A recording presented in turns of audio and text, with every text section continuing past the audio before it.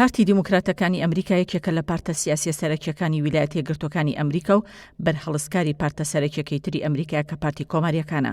دیموکراتەکان لە ساڵی 1992 زیانی لە ژێرناوی پارتی کۆماری دیموکراتی لەسەر دەرسی تۆماس جێفەرسۆن و جیمز مادیسۆن دامەزراوە، بۆیە بە کۆنترین پارتی سیاسی لە جیهاندا دادەنرێت.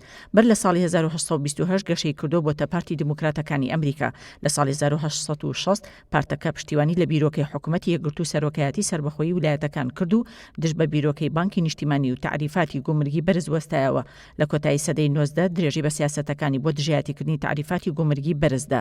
لە سەرەتای سەدەی 20 پارتی کۆماریەکان دەستی کرد بە پشتیوانیکردنی چاکسازی، پێشکەوتنخواز و بەرهەڵسکردنی ئیمپریالەتی دەسەڵات.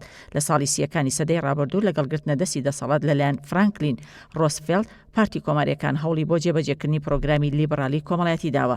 لە دوای دەرچوونی یاسای مافی شارستانی لە ساڵی 1964 تای تەرازوەکان لە ئەمریکا هەڵگەڕانەوە و بە پێچەوانەی پێشترەوە زۆرینەی ویلایەتەکانی باکوور پشتیوانیان بۆ پارتی دیموکراتەکان دەربڕی. لە پەیڕەوی کارتی پارتی دیموکراتەکاندا پارتەکە پشتیوانی لە فەلسەفەی لیبرالی نوێگەری دەدات، لە نێویاندا ئازادی شارستانی و یەکسانی کۆمەڵایەتی. هەروەها پشتیوانیکردنی ئابووری تێکەڵ لە گرنگترین ئەو سیاسەتانی پارتەکەیە کە کاری بۆ دەکات. چاکسازی ڕابەرایەتی کۆمپانیاکان کە ژمارەیەک یاسان و پەیوەندی نێوان بەڕێوەبەرانی کۆمپانیاکان لەلایەک و کەسانی خاوەن بەرژەوەندی و لایەنە پەیوەندیدارەکان بە کۆمپانیاکانەوە ڕێک دەخەن.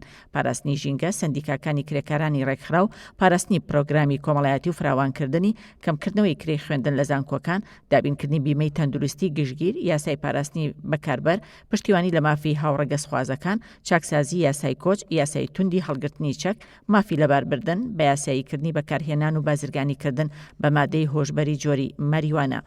لە دوای ساڵی 2001 و هێرشە تێرۆریستەکانی 11 سێپتەمبەر پارتی دیموکراتەکان پشتیوانی تەواوی جەنگی دژ بە تێرۆری هەڵبژارد لەگەڵ پشتیوانی تەواو بۆ پاراستنی مافەکانی مرۆڤ. بەرهەڵستی جەنگی ئەمریکای دژ بە ڕژێمی سەدام حوسێن کرد و بە شێوەیەکی ناڕاستەوخۆ دژ بەو جەنگە وەستایەوە. هەوڵی جددی داوە بۆ ڕێککەوتن لەگەڵ ئێران سەبارەت بە بەرنامە ئەتۆمێکی تاران و لە سەردەمی سەرۆکایەتی ئۆباماشدا گەیشتە ڕێککەوتنێک لەگەڵ تاران کە دواتر دۆناڵد ترامپ کشانەوەی وڵاتەکەی لەو ڕێککەوتنە ڕاگەیاند. لە مێژووی ئەمریکادا 15 سەرۆکی سەر بە دیموکراتەکان سەرۆکایەتی ویلایەتە یەکگرتووەکانی ئەمریکایان کردووە. لە دیارترینیان فرانکلین ڕۆزفێلت کە تاکە سەرۆکە لە مێژووی ئەمریکادا بۆ سێخول سەرۆکایەتی کردووە. هاری ترۆمان، جۆن کەنەدی، جیمی کارتەر، بیل کلۆنتۆن، باراک ئۆباما. دیموکراتەکان زۆرینەی ئەنجومەنی نوێنەرانی ئەمریکا پێک دەهێنن زۆرترین پارێزگاری شارە گەورەکانی ئەمریکاش لە دیموکراتەکانن.